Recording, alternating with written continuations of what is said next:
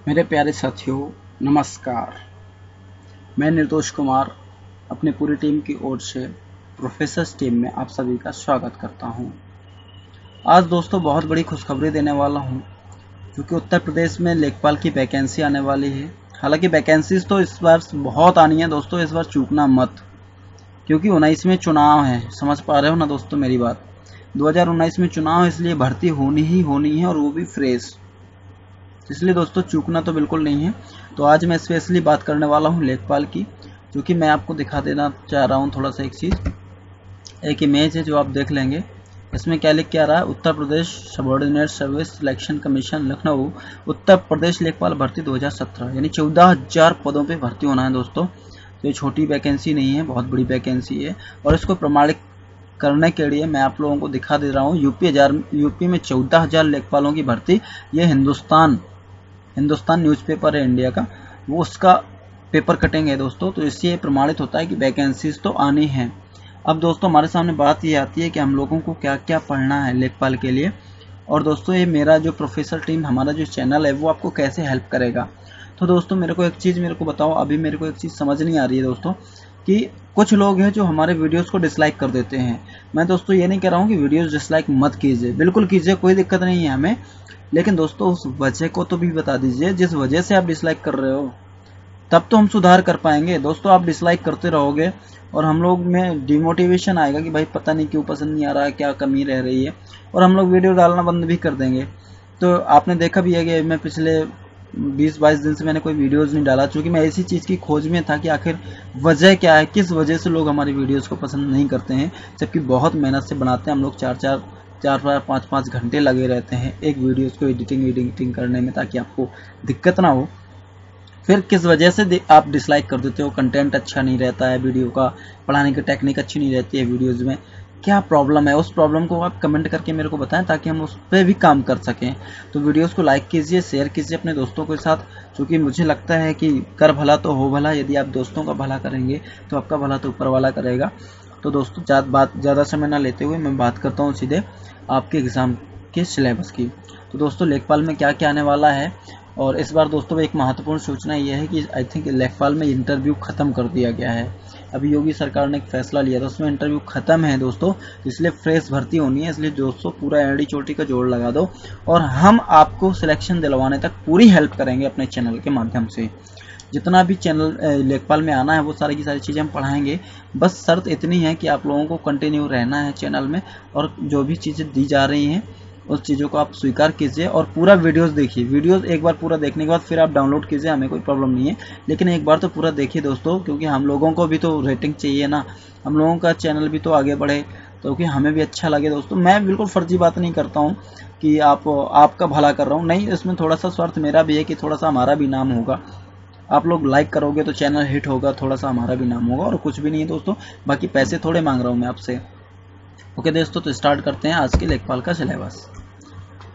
दोस्तों सिलेबस में आप लोग देख रहे हो क्या क्या आने वाला है। जर्नल हिंदी है, जर्नल हिंदी का मतलब सामान्य हिंदी, और सामान्य हिंदी दोस्तों 25 नंबर की आएगी। वैसे आपको पता होगा कि हर जगह दिया रहता है वेबसाइट, बहुत सारी चीज़ों में, कि क्या क्या आने वाला है। आपका आने वाला है ये 20 नंबर का हिंदी आएगा, फलाना फलाना ढिमकाना। तो ये 20 नंबर का क्यों 25 का, मैंने क्यों 25 लिखा है, मैंने दोस्तों 25 इसलिए लिखा है क्योंकि आपको पता है कि अब इंटरव्यू खत्म हो गया, तो जो इंटरव्यू के 20 नंबर का इंटरव्यू होता था वो भी तो कहीं मैनेज करेगा। तो मैंने इसको 5-5 करके 4 भागों में डिवाइड किया। इसका 5वां हिस्सा, चौथा हिस्सा आपको मैंने हिंदी में जोड़ दिया। तो जो जर्नल हिंदी है, इस जर्नल हिंदी में हम लोगों को सबसे पहले पढ़ना है अलंकार, और अलंकार के बाद पढ़ेंगे हम लोग समास। समास के बाद जो तीसरा टॉपिक पढ़ेंगे वो रस, चौथा पर्यायवाची शब्द, 5वां आपका विलोम शब्द है। इसके बाद 6वां तत्सम तद्भव, फिर संधियाँ, फिर वाक्यांशों के लिए एक शब्द, फिर मुहावरे पढ़ेंगे, लोकोक्तियाँ पढ़ेंगे, और इसमें वाक्य संशोधन पढ़ेंगे, जिसमें से लिंग है, कारक है, वचन है, फिर वर्तनी भी पढ़ेंगे हम लोग, और त्रुटि से संबंधित अनेकार्थी शब्द भी पढ़ेंगे। तो दोस्तों अब इसमें इतने 13-14 टॉपिक मैंने लिखे हैं। इनमें से महत्वपूर्ण कौन कौन से टॉपिक हैं दोस्तों, तो हम लोग सबसे पहले अलंकार को देखेंगे, अलंकार के बाद हम समास देखेंगे, समास के बाद रस देखेंगे, रस के बाद हम लोग संधियाँ देखेंगे, और संध्या के बाद लिंग वचन लिंग कारक वचन और वर्तनी देखेंगे। ये बहुत महत्वपूर्ण टॉपिक, अगर इनमें आपकी कमांड हो गई तो ये विलोम शब्द, पर्यायवाची शब्द, वाक्यांशों के लिए एक शब्द, इनको तो गैस कर सकते हो आप लोग, और मेहनत करेंगे याद भी कर लेंगे। लेकिन जो मैंने 4-5 टॉपिक आपको स्टार्टिंग में बताया, अगर इन पे आपकी कमांड है तो 25 में से 25 नंबर आप हिंदी में ला सकते हो। बहुत ईजी चीज़ें आती हैं, और मैं आपको पेपर भी दूंगा, मैं यहाँ पे सेट बना के भी दूंगा, उससे भी काफ़ी हेल्प मिलेगी। जैसे कि 2015-16 में एग्ज़ाम हुआ था लेखपाल का, उसमें मेरी सीट से जो मैंने टेस्ट लिया था, पहले मैं ऑफलाइन पढ़ाता था, तो जो मैंने टेस्ट लिए थे उसमें 70% क्वेश्चन एजेक्टेड रहते थे, बिल्कुल सेम पैटर्न पे थे। तो मेरे जो बच्चे थे बहुत खुश थे उस चीज़ को लेकर के कि मैंने जो पढ़ाया वो उनको मिला, और उसमें से एक बंदे का फाइनल सिलेक्शन भी था। तो ये चीज़ है कि आपको ये चीज़ें बहुत महत्वपूर्ण है और बहुत अच्छे से पढ़नी है। अलंकार पढ़ना है, समास पढ़ना है, रस पढ़ना है, पर्यायवाची है, विलोम है, तत्सम तद्भव है, संधियाँ हैं, इसके बाद लिंग है, वचन है, कारक है, वर्तनी है। ये चीज़ें थोड़ी सी अच्छे से पढ़ लेनी है, और मैं कोशिश करूँगा कि हमारे चैनल के माध्यम से भी आपको हिंदी में सपोर्ट दिया जाए। तो दोस्तों आई थिंक पहला पार्ट आपको बहुत अच्छे से क्लियर हो गया होगा सामान्य हिंदी का।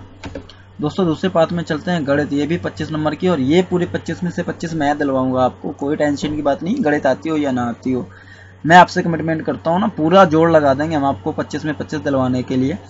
तो दोस्तों बस करना क्या है, इस चैनल को आपको सब्सक्राइब करना है, अगर नहीं किया है तो और दोस्तों के साथ शेयर करना है।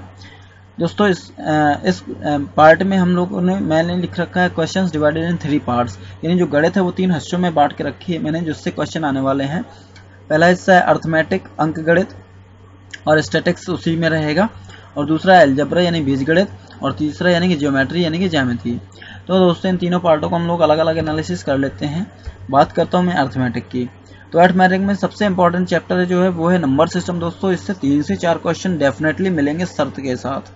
तो दोस्तों मैं नंबर सिस्टम को बहुत अच्छे से क्लियरिफाई करूंगा आपको, हालांकि मैंने इसमें 2-3 वीडियोस डाल रखे हैं, वो आप लोग देख लीजिएगा, और मैं इसके आगे का कंटिन्यू करूंगा। इसके आगे परसेंटेज, प्रतिशतता को हम लोग बहुत अच्छे तरीके से पढ़ने वाले हैं, और अभी मैं क्लासेस में पढ़ा भी रहा हूँ इस चीज़ को, तो बच्चे बहुत पसंद कर रहे हैं मेरी टेक्निक को। तो आप लोगों को मैं थोड़ा सा शेयर करूंगा उस चीज़ को। तो प्रतिशत पढ़ेंगे, प्रॉफिट लॉस पढ़ेंगे, स्टैटिक्स पढ़ेंगे। स्टैटिक्स से आपको कम से कम 10 नंबर के क्वेश्चन आने वाले हैं बच्चों, तो स्टैटिक्स को हल्के में मत लीजिएगा, और ये बहुत कम टीचर्स पढ़ाते हैं, लेकिन आपको टेंशन लेने की कोई ज़रूरत नहीं, मैं हूं ना, प्रोफेसर्स टीम है ना आपके साथ, क्यों टेंशन ले रहे हो आप। ठीक है दोस्तों, क्लासिफिकेशन ऑफ फैक्ट्स पढ़ेंगे हम लोग, तथ्यों का निर्माण पढ़ेंगे, फ्रिक्वेंसी पढ़ेंगे, और फ्रिक्वेंसी ये सारा स्टैटिक्स का ही पार्ट है दोस्तों। तो फ्रिक्वेंसी यानी कि संचयी बारंबारता कह सकते हो फ्रिक्वेंसी को, आवृत्ति वैसे हम लोगों ने पढ़ा है फिजिक्स में, इसको बारंबारता कहेंगे। फ्रिक्वेंसी डिस्ट्रीब्यूशन भी पढ़ेंगे, फिर टेबुलेशन भी पढ़ेंगे, और कम्युलेटिव फ्रिक्वेंसी, जो क्वेश्चन ज़्यादा बनने वाला वो कम्युलेटिव से बनेगा और फ्रिक्वेंसी डिस्ट्रीब्यूशन से बनेगा। तो कम्युलेटिव को कहते हैं संचय बारंबारता। फॉर्मुलेशन ऑफ फैक्ट भी पढ़ेंगे, फिर इसके बाद बार चार्ट पढ़ेंगे, चार्ट भी आते हैं, बार चार्ट है, पाई चार्ट है, और हिस्टोग्राम है। फिर फ्रिक्वेंसी पॉलीगॉन है, फ्रिक्वेंसी पॉलीगॉन से भी क्वेश्चन बहुत कम बनता है, लेकिन पढ़ लेंगे। इस बार जो आने वाला चार्ट से क्वेश्चन अगर आता है तो वो आएगा पाई चार्ट से दोस्तों, और मुझे लगता है कम से कम 2 क्वेश्चन आएंगे पाई चार्ट से, क्योंकि पाई चार्ट दोस्तों थोड़ा सा मज़ेदार होता है और आता भी है क्वेश्चन इससे, इस बार आने की पूरी चांस है। और सेंट्रल मेजरमेंट पढ़ेंगे। मेजरमेंट इसलिए पढ़ना जरूरी है दोस्तों क्योंकि हम लोग बनने जा रहे हैं लेखपाल, तो पूरा काम हमारे किसका है, मेजरमेंट का ही है। ठीक है दोस्तों, इसमें क्या पढ़ेंगे, मीन पढ़ेंगे, मीडियन पढ़ेंगे, मोड पढ़ेंगे। ठीक है दोस्तों, अर्थमेटिक का पार्ट क्लियर हो गया दोस्तों, लिख लेंगे, लेकिन एक बार पूरा वीडियो देखने के बाद इसको डाउनलोड करेंगे। ठीक है दोस्तों, थोड़ा सा यार हमारी भी बात मान लिया करो कभी। अब बात करते हैं हम अलजेब्रा में। तो अलजेब्रा का दूसरा देखेंगे क्या क्या पढ़ेंगे। बहुत ज़्यादा अलजेब्रा नहीं पढ़नी है, हमें पीएचडी नहीं करना है अलजेब्रा पे, हमें उसके मेन पार्ट पढ़ने हैं जो हमारे एग्जाम के लिए इंपॉर्टेंट है, जो कि मुझे लगता है कि इंपॉर्टेंट है, तो मैंने अपने अकॉर्डिंग सिलेबस डिफाइन कर रहा हूँ मैं आपको, और पिछले पेपर के अकॉर्डिंग भी है थोड़ा सा। तो एलसीएम और एचसीएफ पढ़ेंगे और उनसे जो रिलेशंस हैं उनके वो पढ़ लेंगे। इसके बाद सिमोटेनियस इक्वेशंस पढ़ लेंगे। सिमोटेनियस इक्वेशंस का मतलब आपने पढ़ा है युगपद समीकरण, युगपद समीकरण वो पढ़ेंगे हम लोग। इसके बाद क्वाड्रेटिक इक्वेशन पढ़ेंगे, यानी कि द्विघात समीकरण। फैक्टर्स पढ़ेंगे, इस बार फैक्टर्स से कम 2 क्वेश्चंस आने वाले हैं दोस्तों, तो इसलिए थोड़ा सा ध्यान देंगे इसको, बहुत अच्छे से पढ़ाऊंगा मैं, कोई दिक्कत नहीं है। इसके बाद एरिया थ्योरम पढ़ेंगे। एरिया थ्योरम पे हमें कमांड बनानी बहुत जरूरी दोस्तों, क्योंकि सबसे ज़्यादा यही क्वेश्चन आने वाले हैं। क्यों आने वाले हैं, उसका एक लॉजिकल रीजन ये है कि हम लोगों के पास काम किस चीज़ का है, ज़मीनें नापने का ही तो काम है। अगर हम लोगों को एरिया ही नापना नहीं आएगा, एरिया चीज़ें नहीं आएंगी, तो फिर क्या करेंगे, सरकार क्या करेगी हम लोगों को भर्ती करके। वो अलग बात है कि ट्रेनिंग देती है, लेकिन उससे पहले वो चेक करेगी कि बच्चे को इस चीज़ का नॉलेज भी है कि नहीं। समझ रहे हो दोस्तों। तो ये चीज़ें हम अच्छे से पढ़ेंगे। और तीसरा पार्ट देखते हैं हम लोग जियोमेट्री। इसमें पाइथागोरस थ्योरम देखेंगे, सबसे ऊपर ट्रिग्नोमेट्री का पहला है, और इसको बहुत डेप्थ में जाके नहीं पढ़ेंगे, थोड़ा पढ़ेंगे पाइथागोरस थ्योरम को, और वो भी केवल राइट एंगल में पढ़ेंगे, और राइट एंगल के ऊपर थोड़ा सा ट्रिग्नोमेट्री थोड़ा सा टच करेंगे। हाँ, जो अपन लोग सबसे ज़्यादा पढ़ने वाले हैं वो पढ़ने वाले हैं ट्राइंगल। त्रिभुज पढ़ेंगे, रेक्टेंगल पढ़ेंगे यानी चतुर्भुज, और स्क्वायर। इनसे सबसे ज़्यादा क्वेश्चन बनते हैं, स्क्वायर से भी कम क्वेश्चन बन जाता है, लेकिन जो आपके एग्जाम में क्वेश्चन आने वाला है वो आने वाला है ट्राइपेजियम से। ट्राइपेजियम से दोस्तों क्वेश्चन आएगा इस बार। ट्राइपेजियम का मतलब जानते हो ना, समलंब। तो समलंब से पूरा चैप्टर पढ़ेंगे, समलंब से रिलेटेड। इसके बाद फिर हम लोग इन्हीं सभी चैप्टरों का, इन्हीं सभी टॉपिकों का हम लोग पढ़ेंगे पैरामीटर और इनका एरिया से रिलेटेड प्रॉब्लम, और सर्कल पढ़ेंगे। और सर्कल में बेस्ड प्रॉब्लम क्या रहेगी, रेशियो, रेडियस निकालना हो गया, पैरामीटर निकालना हो गया, एरिया निकालना हो गया, वो सारी चीज़ें हम लोग इसमें ज्योमेट्री में पढ़ेंगे। तो आई थिंक 25 नंबर की मैथमेटिक्स के तीनों पार्ट आपको क्लियरली समझ में आ गए होंगे। अर्थमेटिक पढ़नी है, और अर्थमेटिक के बाद जो सबसे ज़्यादा क्वेश्चन आएंगे वो आएंगे ज्योमेट्री से। तो पहले हम अर्थमेटिक फिनिश करेंगे, फिर ज्योमेट्री पढ़ेंगे। और जो बच गया एलजेब्रा, एलजेब्रा से आपके आएंगे 4 से 5 क्वेश्चन। तो समझ रहे हो ना, 25 क्वेश्चन अगर आए, 25 नंबर के आए, अगर 25 क्वेश्चन भी मान लो, तो अभी 10-10 दोनों पार्टों से रहेंगे, अर्थमेटिक से और ज्योमेट्री से, और 5 क्वेश्चन आपके एलजेब्रा से रहेंगे। इसी हिसाब में आप रेशियो लगा सकते हो। अब हम आते हैं तीसरे पार्ट में, पेपर के। तो जो पेपर का तीसरा सेक्शन है वो है जनरल नॉलेज। तो दोस्तों जनरल नॉलेज पे तो कमेंट करना शायद मुझे नहीं लगता, ये बहुत ब्रॉड टॉपिक है दोस्तों। इसमें 6 तो समझ लो यार दोस्तों, मैं क्या बोलूँ, इसके क्या कमेंट करूँ बच्चों। तो ये बहुत ज़्यादा स्टडी करने का सब्जेक्ट है जनरल नॉलेज, और इसमें ऐसा कुछ भी नहीं होता कि आप बोलो गिलो गिलो छू और याद हो जाए, बिल्कुल नहीं दोस्तों। डेली पढ़ना पड़ेगा। लेकिन हाँ, बहुत बड़े टॉपिक से मैंने कुछ चीज़ें निकाली हैं जो हमारे एग्जाम के नज़रिए से बहुत ज़्यादा इंपॉर्टेंट है, जिनको हमें फोकस कर लेना चाहिए, ताकि हमारा क्या ना दोस्तों, हमें पीएचडी तो नहीं करनी ना दोस्तों। 25 नंबर की बात है, और हमें ऐसे तैयारी करनी है कि 25 में से 20 तो कर ही जाए हम लोग। समझ पा रहे दोस्तों। मेरा टारगेट है इस सिलेबस देने का कि आप लोग 100 में से कम 90 प्लस मार्क्स लेके आओ दोस्तों। और ये चीज़ मैं प्रूव करके दिखाऊंगा आप लोगों को, जब मैं आपका पूरा फिनिश कर दूंगा। इसके बाद जब आप एग्जाम हॉल में बैठोगे तो आपको लगेगा कि जो जो चीज़ें मैंने बताई वो एग्जैक्ट कहीं ना कहीं ठीक थी। अभी मैं अपनी तारीफ नहीं कर रहा हूँ भाई, ऐसा मत सोचना। तो जनरल नॉलेज भी 25 नंबर का है। तो जनरल नॉलेज में हम लोग पढ़ेंगे क्या, जनरल साइंस पढ़ेंगे। जनरल साइंस से हमेशा 1-2 क्वेश्चंस रहते हैं। जनरल साइंस में भी वो पढ़ना है जो फसलों से रिलेटेड है। समझ पा रहे हो बच्चों, फसलों से रिलेटेड कौन कौन सी बीमारी है, उसके मतलब किस साइंटिस्ट ने उसकी दवा खोजी, मतलब इस तरीके से पढ़ेंगे हम लोग। हालांकि पढ़ेंगे मोटा मोटा सभी कुछ, लेकिन जो हमारा विशेष फोकस होगा वो कहाँ पर होगा दोस्तों, एग्रीकल्चर वाले पार्ट में। क्योंकि एग्रीकल्चर वाला पार्ट आपको यहाँ भी सपोर्ट करेगा और रूरल डेवलपमेंट को भी सपोर्ट करेगा। समझ पा रहे हो दोस्तों। इसके बाद हम लोग current affair of national and international importance पढ़ेंगे, क्योंकि नेशनल और इंटरनेशनल करंट अफेयर बहुत जरूरी है दोस्तों जानना। यहाँ से भी 1-2 क्वेश्चन मिलते हैं। और अभी तो ताज़ा यूएन का सम्मेलन हुआ, अभी डोकलाम विवाद था, अभी उत्तर कोरिया पागल हो गया है, अमेरिका और उत्तर कोरिया की भी विवाद चल रहा है। तो यहाँ से दोस्तों ये सारी चीज़ें हम लोगों को ध्यान में रखनी पड़ेंगी, भले ही क्वेश्चन आए या ना आए, लेकिन हमारे नॉलेज के लिए। लेकिन यूएन से क्वेश्चन बन सकता है दोस्तों, क्योंकि यूएन एक बहुत बड़ी संस्था है। तो यूएन को पढ़ेंगे हम लोग पूरा, ठीक है दोस्तों। इसके बाद जियोग्राफी पढ़ेंगे। जियोग्राफी में भी स्पेशली इंडियन जियोग्राफी ज़्यादा पढ़ेंगे। वर्ल्ड जियोग्राफी को तो हल्का सा देखेंगे, लेकिन इंडियन जियोग्राफी बहुत ज़्यादा पढ़ेंगे। और उसमें जो सबसे ज़्यादा पढ़ने वाले हैं हम लोग, वो पढ़ने वाले हैं उत्तर प्रदेश की जियोग्राफी। आपको अगर सर ये उत्तर प्रदेश की जियोग्राफी क्या है, मैं बताऊंगा आपको, टेंशन मत लो। उत्तर प्रदेश की जियोग्राफी का मतलब हो गया उत्तर प्रदेश कहाँ है, किस स्थिति में है, कहाँ कितनी लंबाई है, कितनी चौड़ाई है, कितने राज्यों को छूता है। समझ पा रहे हो। इसका पहले नाम क्या था, अब नाम क्या है, ये नाम कब चेंज हुआ, पहले राजधानी क्या थी, अब राजधानी क्या है, मतलब इसका सारा कुछ हम लोग पढ़ने वाले हैं। टेंशन मत लो बिल्कुल, और बहुत ईजी वे में पढ़ेंगे हम लोग, ठीक है दोस्तों। इसके बाद इंडियन हिस्ट्री पढ़ेंगे, और इंडियन हिस्ट्री में मेनली क्या पढ़ेंगे हम लोग, वो नीचे दिख रहा होगा आपको, फ्रीडम मूवमेंट। इंडियन हिस्ट्री पढ़ेंगे पूरी। और इंडियन हिस्ट्री के बाद ईस्ट इंडिया कंपनी के बाद से पढ़ेंगे, क्योंकि जो ईस्ट इंडिया कंपनी है उसके बाद से ये सारी व्यवस्थाएं हुई हैं, जो कि हमारे कहीं ना कहीं लेखपाल के लिए इम्पोर्टेंट है। इंडियन हिस्ट्री के बाद ही खेती करना कंपनी ने स्टार्ट किया। ईस्ट इंडिया कंपनी के बाद फिर उन्होंने कब्जा किया, जीता, फिर खेती करवाई, नील की खेती करवाई, पटसन, बहुत सारी चीज़ें करवाई। ये एग्रीकल्चर का पार्ट है, रूरल डेवलपमेंट का पार्ट है। लेकिन फिर भी हिस्ट्री में हम लोग मॉडर्न हिस्ट्री के अकॉर्डिंग ये सारी चीज़ें, कुछ चीज़ें मैं टॉपिक्स आपको बीच बीच में बोलता जाऊँगा, वो आप नोट कर लेना, वो विशेष करके पढ़ेंगे हम लोग। और फिर इंडियन पॉलिटी पढ़ेंगे। इंडियन पॉलिटी में भी विशेष कुछ क्वेश्चंस होंगे, मैं एग्जाम के टाइम पे आपको दूंगा, उन क्वेश्चनों का रिवीजन करेंगे। इंडियन पॉलिटी पढ़ेंगे। और जो सबसे ज़्यादा क्वेश्चन आने वाले हैं दोस्तों, जब सबसे ज़्यादा फोकस करना है वो आपको करना है इकोनॉमिक्स में। इंडियन इकोनॉमिक्स, भारतीय अर्थशास्त्र में सबसे ज़्यादा फोकस करना है, क्योंकि दोस्तों आप किस पोस्ट के लिए वैकेंसी फिल करने जा रहे हो, लेखपाल के लिए। और लेखपाल का काम क्या है दोस्तों, राजस्व का काम है, राजस्व वसूलना, उसको फाइनेंस इकट्ठा करना है दोस्तों।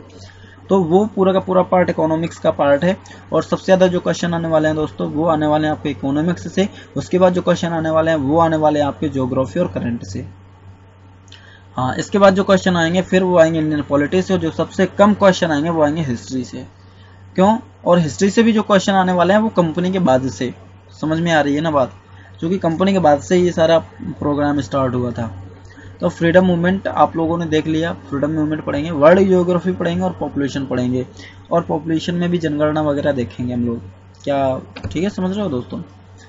ओके, इंडियन हिस्ट्री में देखो थोड़ा सा, इंडियन हिस्ट्री में क्या क्या कैंडिडेट से जानने की कोशिश करता है एग्जामिनर या आयोग, क्या क्या चेक करना चाह रहा है। तो कैंडिडेट का नॉलेज चेक करना चाह रहा है कि आपको फाइनेंशियल कितना नॉलेज है, सोशल समाज का कितना नॉलेज है, धर्म की कितनी जानकारी है, कितना आप राजनीति के बारे में जानते हो, क्या आपका नेचर है, क्या आपकी जो देश है उसकी जो पॉलिसीज हैं उसके बारे में आपका क्या नेचर है, वो हो गया। फ्रीडम मूवमेंट्स के बारे में क्या पता है आपको, नेशनलिज्म कितना जानते हो, फ्रीडम कितना जानते हो, ये सारी चीज़ें बहुत सारी मेन टॉपिक्स मैंने डाल के रखे हैं इनमें, जो हम लोग जानेंगे। वर्ल्ड ज्योग्राफी में general questions of physical state मैंने आपको बता ही रखा है पहले से। इकोलॉजी पढ़ेंगे थोड़ी सी। इसके बाद देखो इसमें भी इकोनॉमिकल है, तो इकोनॉमी तो सबसे ज़्यादा पढ़ना है और सबसे ज़्यादा क्वेश्चन आने वाले हैं दोस्तों। और इसके बाद जो क्वेश्चन आने वाले हैं ना दोस्तों वर्ल्ड ज्योग्राफी से, वो आएंगे डेमोग्राफिक से। तो डेमोग्राफिक को भी अच्छे से हम लोग देखेंगे, ठीक है दोस्तों। तो आई थिंक ये 25 नंबर का आपका पार्ट कवर हो गया होगा। अगर जो टॉपिक मैं बता रहा हूँ वो टॉपिक आपने कंप्लीट कर लिया तो दोस्तों 20-22 नंबर तो आप ला सकते हो। यानी कि अभी तक 25 के मैं 3 पार्ट बचा चुका हूँ। और मैथ और हिंदी में तो आप 25 ला सकते हो, लेकिन मैथ में तो 25 ला ही सकते हो। हिंदी में भी अगर 23-24 ले आए तब भी ठीक है, गलत नहीं है। 75 में अगर 70 भी ले आए आप लोग, या 50 में आप 45 भी ले आए तो भी बुरा नहीं है दोस्तों। 50 नंबर में अगर 45 नंबर आपके आ गए और मैंने 25 नंबर का जीएस डिस्क्राइब किया, उसमें से अगर 20 नंबर ले आए तो टोटल हुआ 75। और 75 में यदि आपके नंबर आ गए 70 तो क्या बुरा है, 65 भी आ गए तो क्या बुरा है दोस्तों, समझ रहे हो। और जो महत्वपूर्ण टॉपिक है वो है विलेज सोसाइटी एंड डेवलपमेंट। जो सिलेक्शन देने वाला हिस्सा है वो ये वाला हिस्सा है, क्योंकि मैथ की तैयारी दवा के खूब सारे लोग कर रहे हैं दोस्तों, हिंदी खूब दवा के लोग पढ़ रहे हैं, जीएस खूब जान लगा के पढ़ रहे हैं, लेकिन जो मटेरियल नहीं मिल रहा ना वो विलेज सोसाइटी और डेवलपमेंट पे नहीं मिल रहा है। और जो क्वेश्चंस है जिसपे किसी का कोई गैस नहीं है, वो यही वाला टॉपिक है 25 नंबर का, यही आपके एग्जाम को हिट करवाएगा। तो इस पे मैंने मेन चीजें लिख के रखी हैं आप लोगों के लिए, आपके हेल्प के लिए, ताकि आप मटेरियल इकट्ठा कर सको।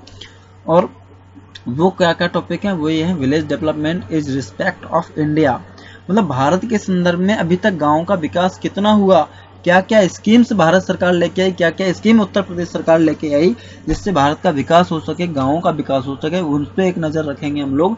और इम्पोर्टेंस ऑफ एग्रीकल्चर, क्योंकि हमारा देश कृषि प्रधान देश है, इसलिए एग्रीकल्चर के इम्पोर्टेंस के बारे में भी हम लोगों को पढ़ना है। और एग्रीकल्चर में क्या क्या सुधार किए गए, क्या क्या मशीनरी इम्प्रूवमेंट हुआ, मतलब क्या क्या इम्प्रूवमेंट हुआ अभी तक, वो सारी चीज़ें इंक्लूडेड है इसमें दोस्तों। मैंने आपको मेन टॉपिक रखे हैं, इस टॉपिक के अंदर बहुत सारे टॉपिक्स रहेंगे, समझ पा रहे हो दोस्तों। मैं एक मान लो जैसे मैंने एक एक कार्टून बनाया और कार्टून के अंदर बहुत सारी चीज़ें डाल दी, तो वही चीज़ें, ये एक कार्टून है, इसके अंदर बहुत सारा मटेरियल डाला हुआ है, समझ पा रहे हो बात को, इंक्लूडेड है। और इसके बाद अगला जो टॉपिक है वो है village development programmes and management. तो मैंने आपको यहाँ पे एग्रीकल्चर के साथ साथ ही बता दिया कि भारत सरकार की और यूपी सरकार की स्कीम्स के बारे में हम लोग चर्चा यहाँ करेंगे।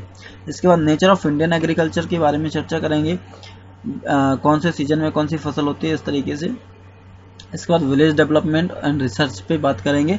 विलेज हेल्थ स्कीम, यहाँ पर ये बहुत महत्वपूर्ण है दोस्तों, यहाँ से क्वेश्चन बहुत बनने वाले हैं विलेज हेल्थ स्कीम से कि गांव के लिए कौन कौन सी हेल्थ स्कीम्स आई, वो चीज़ें, फिर विलेज सोशल एंड डेवलपमेंट पे, और विलेज डेवलपमेंट लैंड रिफॉर्मेशन। जो सबसे ज्यादा क्वेश्चन बनेंगे इस पार्ट से वो ये वाला पार्ट है दोस्तों, village development and land reformation. क्योंकि अंग्रेजों के ज़माने में लैंड रिफॉर्मेशन बहुत हुआ है और कई बार व्यवस्थाएं बदली गई हैं, और ईस्ट इंडिया कंपनी, मतलब समझ पा रहे हो दोस्तों, इसको हम लोगों को फोकस करना है और इसको सबसे ज़्यादा पढ़ना है। और इसके बाद टेनेंट रिफॉर्म एंड नेसेसिटी पढ़ेंगे। टेनेंट का मतलब होता है किराएदार, लेकिन टेनेंट रिफॉर्म भी पढ़ेंगे, वो इसी से रिलेटेड है, लैंड रिफॉर्मेशन से रिलेटेड है, इसलिए इसको पढ़ेंगे दोस्तों। तो 25 नंबर में अगर आप इसमें भी 20 नंबर ले आते हो तो आपको दुनिया की कोई भी ताकत नहीं है जो आपको एग्जाम में सिलेक्शन देने से रोक पाए। बशर्ते दोस्तों आपको चैनल पे बने रहना है, मैं आपकी पूरी हेल्प करूंगा। एक एक टॉपिक पे मैं वीडियोज लेके आऊँगा, मैं मेरी टीम के साथ वीडियोस लेके आएंगे और आपकी पूरी हेल्प करेंगे। बस आपको करना क्या है, हमारा मनोबल बढ़ाना है। और मनोबल कैसे बढ़ाना है, पैसे देके नहीं बढ़ाना दोस्तों। वीडियोस को लाइक करना है, वीडियोस को शेयर करना, और सबसे ज़्यादा आप पर डे कमिटमेंट ले लो कि मैं भाई साहब प्रोफेसर्स टीम में कम से कम अपने 3 दोस्तों को तो सब्सक्राइब पर डे करवाऊंगा एक वीडियो देखने से पहले। और उन 3 दोस्तों को अगर अच्छा लगेगा तो वो भी ऐसा करेंगे, आप उनको भी ऐसा करने के लिए बोल देंगे। तो पता है दोस्तों क्या होगा, देखते ही देखते आपका अपना चैनल हिट होगा, और हिट होगा तो बहुत सारी चीज़ें आपको, बहुत अच्छे अच्छे टीचर्स भी आके फिर आपको पढ़ाने लगेंगे। समझ पा रहे हो, अभी जो पूरी मेहनत मुझे अकेले करने पड़ती है ना, थोड़ा सा दोस्तों समझ रहे हो ना दोस्तों, तो बड़े मुश्किल से टाइम निकाल पाता हूँ। आज 20-22 दिन के बाद टाइम निकाला, और आज के बाद मैं कोशिश करूंगा कंटिन्यू आपको वीडियो देता रहूँ एक एक टॉपिक पर, ताकि आपकी तैयारी हो जाए, वैकेंसी आने से पहले आपकी कंप्लीट तैयारी हो जाए। इसके बाद हम लोग टेस्ट सीरीज इसी टॉपिक पे स्टार्ट कर देंगे, तो आप लोग उसको भी क्लियर करोगे। समझ पा रहे हो दोस्तों, हम लोग टेस्ट सीरीज भी देंगे ऑनलाइन, तो आप लोग, वो भी फ्री है, कुछ भी हम लोग चार्ज नहीं करने वाले। बस आपको एक चार्ज करना है, वो है सब्सक्राइब्स और लाइक्स और शेयर्स, बस इतना करते रहिए दोस्तों। अभी तक आपको कोई डाउट हो, सिलेबस अगर क्लियर ना हुआ तो आप मेरे को कमेंट करेंगे, और क्लियर हो गया हो तो कितने लोग लेखपाल बनना चाह रहे हैं वो कमेंट में ज़रूर बताएं, ठीक है। और मैंने इस बार लेखपाल का जो स्लोगन लिखा है वो रखा है, हम बन के दिखाएंगे लेखपाल, रोक सको तो रोक लो। यस दोस्तों, आप भी बनना चाहते हैं लेखपाल? यदि हाँ तो करें कमेंट, करें सब्सक्राइब और करें लाइक। तो मैं फिर से एक बार स्लोगन बोलता हूँ, हम बन के दिखाएंगे लेखपाल, रोक सको तो रोक लो। थैंक यू सो मच बेटा, God bless all of you, है ना। योर सक्सेस आवर सक्सेस, आपकी सफलता में ही हमारी सफलता है दोस्तों। हमारा पर्पस केवल आपका सिलेक्शन है, आपको रोजगार दिलवाना है, आपकी फैमिली में खुशियां बांटना है, और कुछ भी नहीं दोस्तों, हमें कुछ नहीं चाहिए। Thanks for watching, thank you so much. Professor team को अपना अमूल्य समय देने के लिए दिल से धन्यवाद। थैंक यू सो मच बेटा, all the best, wish you all the best, thank you.